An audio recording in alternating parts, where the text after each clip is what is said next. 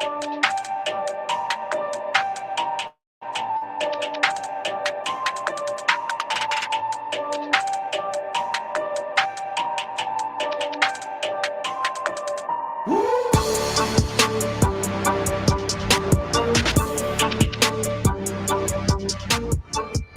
right, everybody, welcome back to episode 40. We're going to do our last edition of Hardwood Horns for the 2022-2023 season. Texas falls short in the Elite Eight after a really great season for interim head coach Rodney Terry and all those Hardwood Horns. Let's jump right into the final weekend of Texas basketball. Sweet 16 against Xavier. I think Xavier came into this game pretty hot offensively. They really beat up on their opponent the game before. And so, for me, I was thinking this game against Xavier might be pretty tough in the Sweet 16. Big story of that game outside of the win. Dylan DeSue only played a couple possessions in that game. I guess he injured his foot at some point. I want to say they mentioned he might have injured his foot in the Big 12 tournament or in practice leading up to the NCAA tournament. I guess he re-aggravated the injury in practice leading up to the Sweet 16 game and couldn't go. Despite that, and by the way, Dylan DeSue, just a ton of production in the Big 12 tournament and in the NCAA tournament to that point. Despite that, they go on and win pretty comfortably, 83-71 over Xavier. Bishop stepped up huge in that game. He had almost a double-double of his own, 18 points, 9 boards. Tyrese Horn led the Longhorns with 19 points. One of those games where Texas had a huge lead at the half, 17-point lead over Xavier at the half. Those guards, we talked after the first weekend of the tournament about the guards needing to get hot and stay hot. They played one game where they were super hot, and they played another game where they were just basically super cold, almost completely cold. But the guards got hot again. They were 58% from three. The team altogether shot 52% from the field. So really, really good offensive game against Xavier. And 71 points, not I wouldn't call that like a great defensive effort. But it was obviously enough to do the trick. And I think they pestered Xavier enough that they couldn't get their offense going. So now we move on to that Elite Eight matchup with Miami. Texas obviously lost that game 88-81. I think, we talked about DeSue earlier. I think that Texas missed DeSue greatly in this Miami game. We needed more length. We needed more athleticism down low. And honestly, as good as Dylan Mitchell could be as a basketball player, he's not there yet, especially on the offensive end. And so we needed another body that could get us points down low. And obviously he couldn't go in that game. I felt like Miami really pressured the edge of the offense, kind of daring Texas guards to penetrate. And for whatever reason, I don't know if they were unwilling to give it a shot or if the Miami defense was just really good and was cutting everything off. I didn't see what those guys were seeing, but there wasn't a lot of dribble penetration. There was not very many people to get the ball down low. So they took advantage of that and, kept Texas guarded out at the perimeter. In the first half, Texas shot really well in that game, but in the second half, just absolutely couldn't do anything from three. Despite all of that, Texas had an 8-point lead at the half. Things were looking really good. And they built that lead up to 13 points early on in the second half of that game. And it looked like they were about to run Miami completely out of the building. And then, man, with about 10 minutes to go, things just completely changed. They were up by 10 with 10 minutes to go. And then I think what really turned the game, and I think Miami tried to do this early on in the second half, and it was working for them to score, but they weren't getting stops on Texas. And so once they started to get some stops against Texas is when you really saw it. They turned this whole game into a one-on-one game, especially in their end of the court offensively. They spread the court out, and basically whoever had the ball in their hands just took it to the basket. And Texas absolutely could not defend it. In fact, not only could they not defend it, they fouled a ton in the process of not being able to defend it. So there was a lot of Texas players in foul trouble. Miami shot just an unreal amount of free throws in this game as a whole, and most of that came in the second half. One of the things that we can always hindsight. And again, I've told you guys, and I'll maintain it. I'm not a basketball strategist by any means, but I kind of wonder why Terry didn't go to more of a zone look late in the second half and maybe throw Dylan Mitchell in the middle of that zone. He is so tall and so long. At the very least, you make Miami have to make some passes and find some open guys for some open shots. It was just way too easy. Their guards just really, really abused the Texas guards. And they weren't even trying to pass the ball. They come down the court, everybody would spread out. Boom, I'm gone to the net. So I don't know. I don't know if that was like a conscious Miami thing, if that was an adjustment at halftime, or if the players themselves just kind of was like, man, I can just beat these guys off the dribble, and I'll make a shot if they don't foul me. If they do foul me, I'll go to the line and I'll make all my free throws. So I don't know. But the Texas defense just really sort of melted down in that second half. They only allowed 37 points against Miami in the first half, and then 51 points there in the second half. Offensively, Texas went another stretch. We've talked about it multiple times this year. Texas seems to go on these stints, these stretches during the game, and they're long, where they just absolutely do not score. And a lot of times they can come back from that and make plays late and go on a run themselves to either extend the lead or get the lead back and win those games.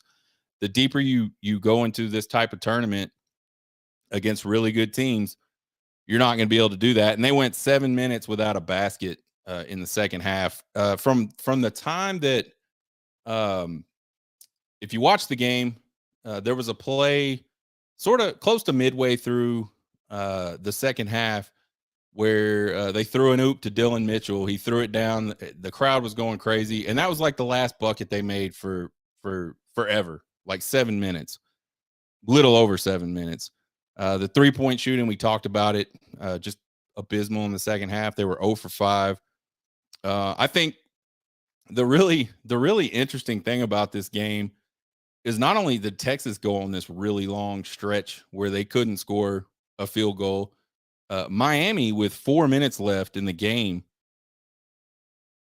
didn't score a field goal from then till the end of the game. So from the 4-minute mark on, Miami themselves didn't score a field goal, and they were able to build an 8-point lead. They were able to get the game close and build an 8-point lead in the last 4 minutes, all from the free throw line.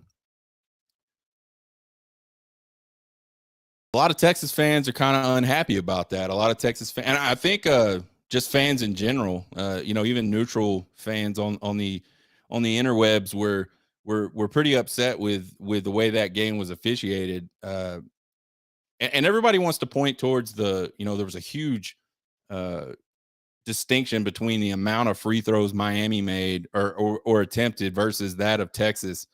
A lot of people thought that the calls were ticky tacky and I don't know. I know there was a big play, a big moment in the game with a minute left when the score was tied.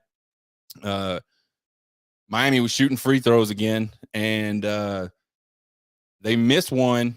And there was a foul that was originally called an offensive foul that would have put their big out of the game, and they overturned it. And I don't know what went into overturning it.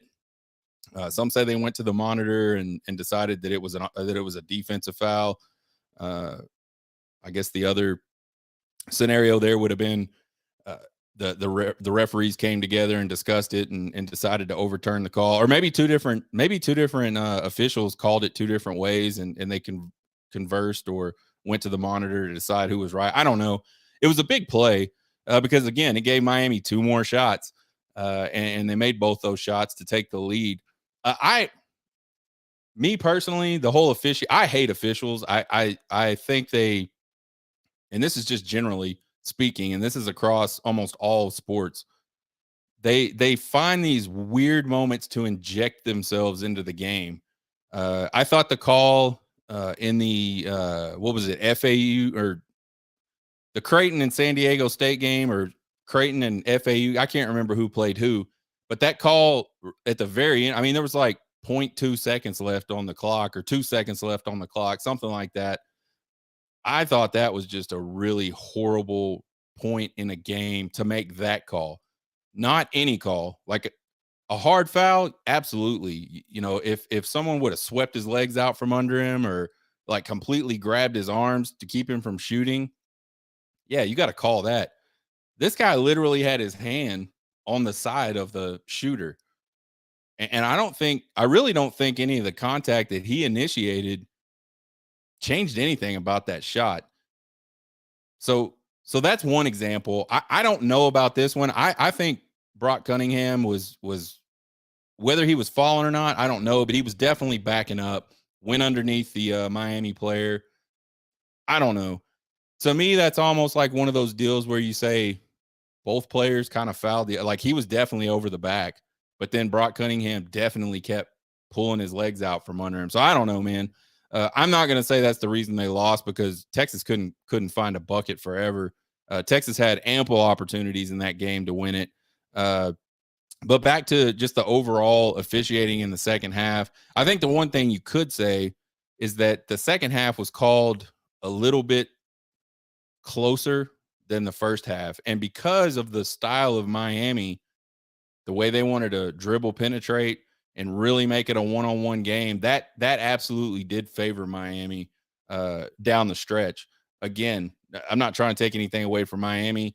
That was an amazing effort to come back and even get close, let alone build a huge lead and just really put the game away late like that. So congratulations to Miami. Again, I hate officials. But I don't think Texas lost that game because of the officials. If you're a Texas fan out there, let me know what you think. If you are just a fan of basketball, let me know what you think. If you just hate officials, let me know what you think, because we could talk about that. I could do a whole show on how much I hate officials in sports. Rodney Terry. I think, man, Rodney Terry, you look at the body of work for the year. He basically coached this team the entire year. All that incident with Chris Beard happened early in December, and he had to take that team over, and he had to get that team ready for conference play, and he did an amazing job. They almost won the regular season title. They had a couple of hiccups down the stretch that cost them there, but then they went on to just absolutely blow through the Big 12 tournament and started a really good run in the NCAA tournament. I think Rodney Terry has to get credit for a lot of that, because despite the fact that this team was really experienced, you still have to have that single source of leadership, and he provided that. I think the team changed. Chris Beard is a big time defensive guy, and all he really cares about is hustling your ass off on defense, and that will create your offense for you. I felt like as the year progressed, we started to see a shift in the Texas offense where they were not just trying to run necessarily. They would run for sure if they had a chance. But when they got in a half-court offense situation, they actually ran some plays. There was like give and goes, and there was just stuff that you saw that you knew wasn't there before. So I think Rodney Terry did a really outstanding job with his team. Texas announced today, and I think they actually announced yesterday, but there was a press conference today to announce Rodney Terry as the next head coach at the University of Texas for men's basketball. He signed a 5-year deal. I think it's a $15 million deal. So congratulations to him. Now, we got to talk about, what can he do in the portal to sort of fill some of those gaps? Because we got some guys that are leaving, and they were really important guys. Uh, we'll talk a little bit about that in a few minutes. Overall thoughts for the 2022 season. I think most Texas fans coming into this season realized that the roster was there. Everybody was had a lot of faith in Chris Beard and his ability. Obviously, he took a Texas Tech team to the championship game just a few years before. So I think most Texas fans thought this has the potential to be a really special year. And then obviously the whole Chris Beard incident and firing, which by the way, again, I think that really kind of derailed Tyrese Hunter's season, or at least got him off track for a little bit. He really started to struggle and almost looked, to me, he almost looked like he just didn't want to be there in certain games.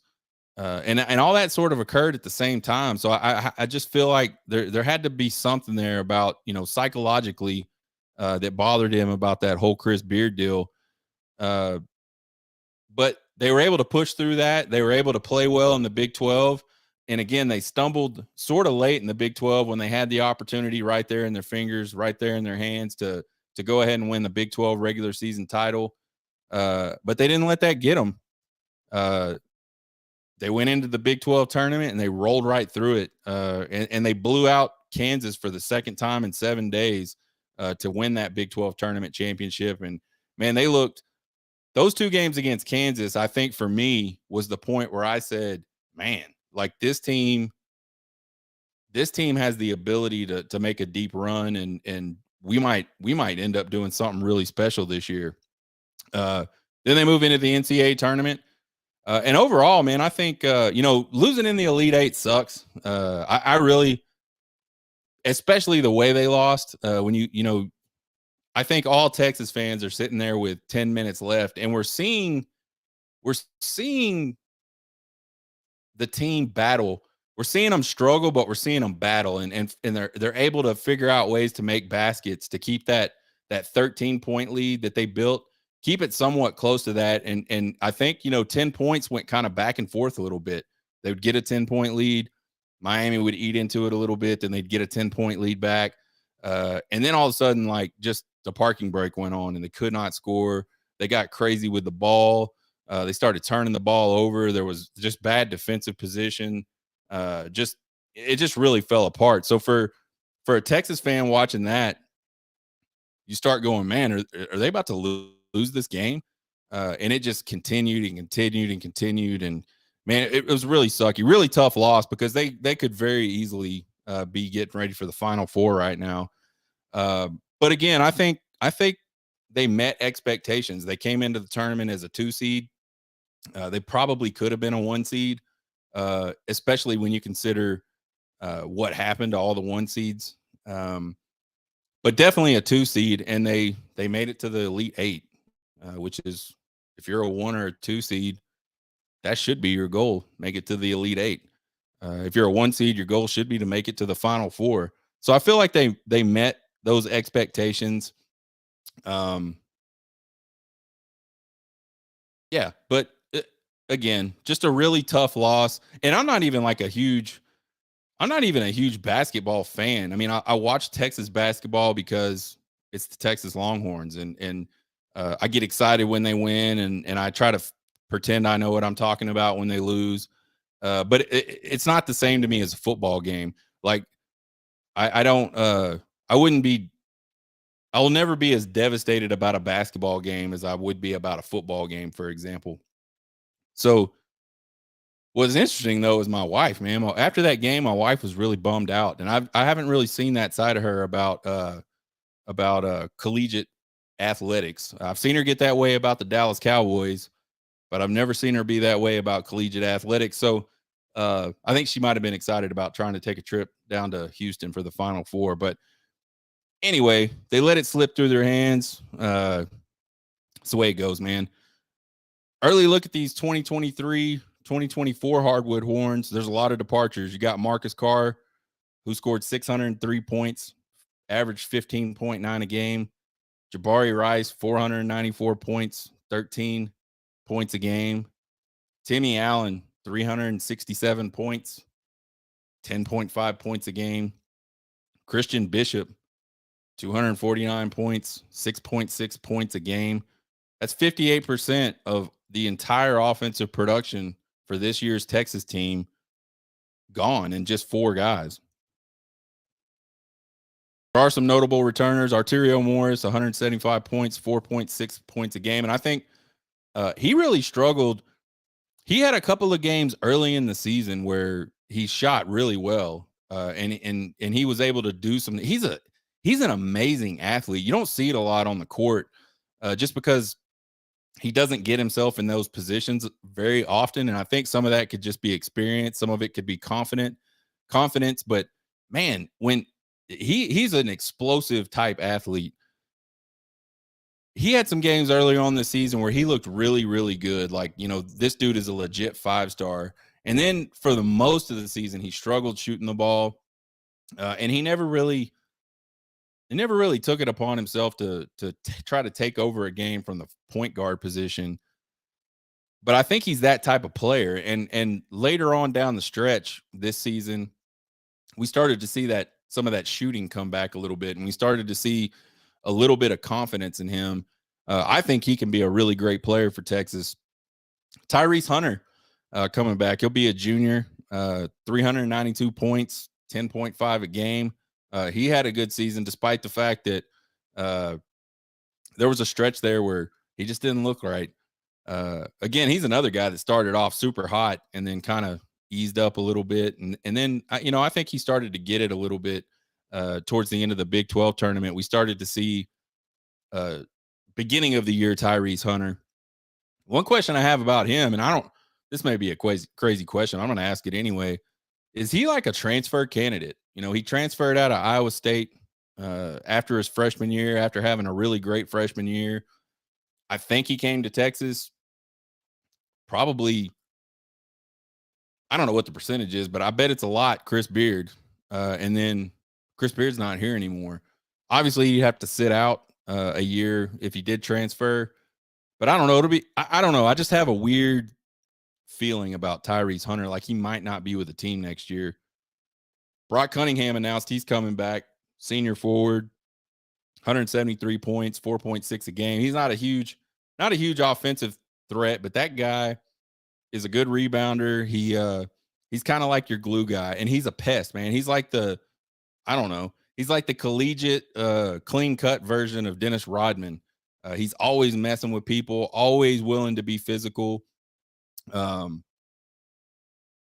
Obviously not as talented as Dennis Rodman was in the NBA, but just that type of player.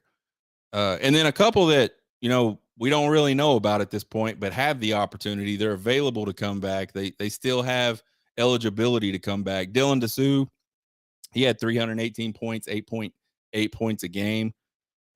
He averaged almost 15 points a game since the end of the regular season, which was double his average for the regular season. Is this guy an NBA guy or is he another season guy? I don't really know. I kind of feel like the NBA values length and athleticism and almost doesn't necessarily care about production as much.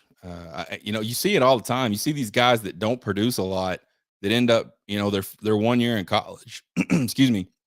They go one and done. They don't produce a lot, but then they make it to the NBA. And I think the NBA and the college game are just so wildly different that that athleticism comes through in the NBA. So, and he's really not that guy, which is not to say that he's not athletic, but he's definitely not like a Dylan Mitchell type guy. And he doesn't have that same type of build and that type of length and that type of athleticism. I think Dylan Dessou will end up coming back for his senior year, I believe it'll be. Dylan Mitchell, we just talked about him. Is he a one and done guy? He had 165 points, 4.3 a game. A lot of people think he's a first rounder. He definitely has the athleticism and the length that the NBA likes.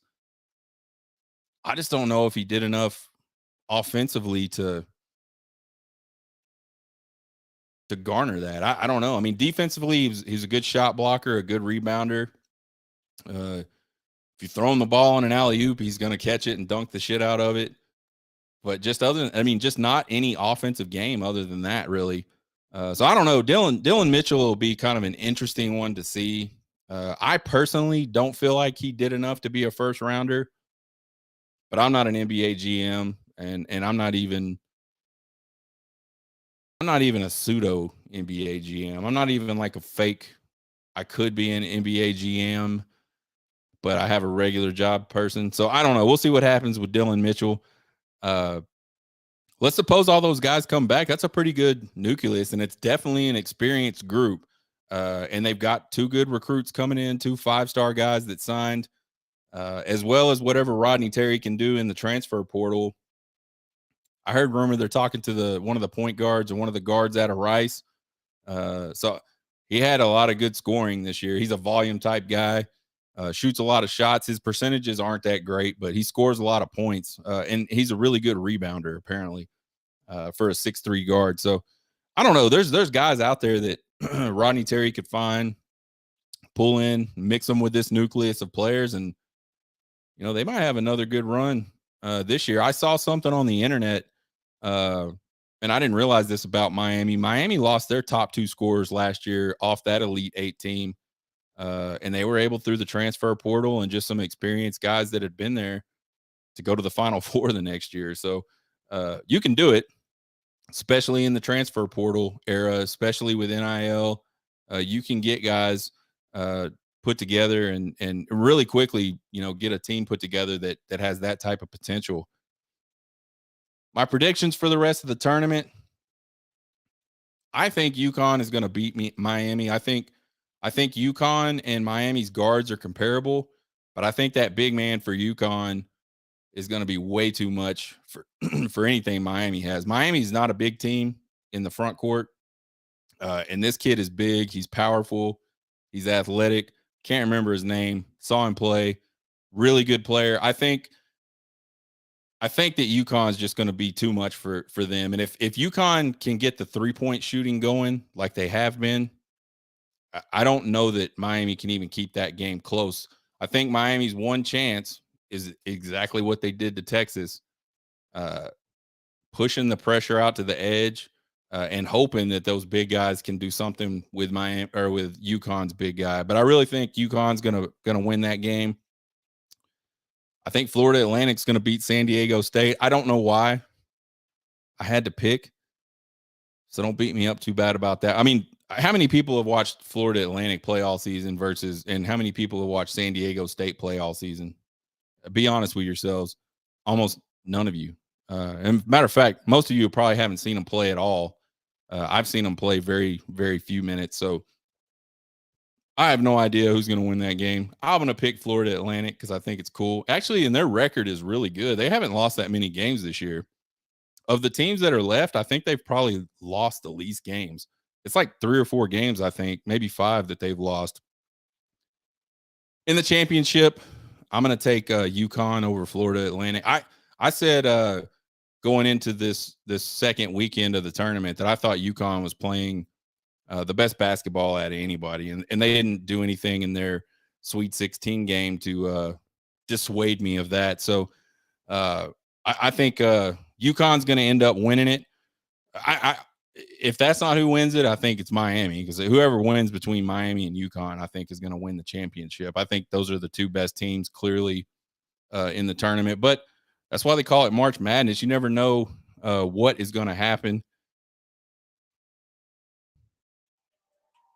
Join us for the bullpen later this week. We're going to talk about Texas and their sweep over number 14 Texas Tech. We'll talk about the game tonight down in College Station. Texas A&M sort of fallen from grace a little bit. Started the season ranked very highly. They're not even in the top 25 anymore. But A&M has taken 3 of the last 5 from Texas, I believe. And then we'll do From the Cheap Seats. That's going to be our football name, our football series. We'll talk about spring football, 2024 recruiting, and 3 reasons why Texas could be better in the SEC than they were in the Big 12. Subscribe to the podcast. Subscribe to the YouTube channel. Find me on TikTok, Twitter, and Facebook at Horn Takes. Email me at horntakespodcast@gmail.com with all your questions, comments, criticisms, concerns. I love them all. Book them.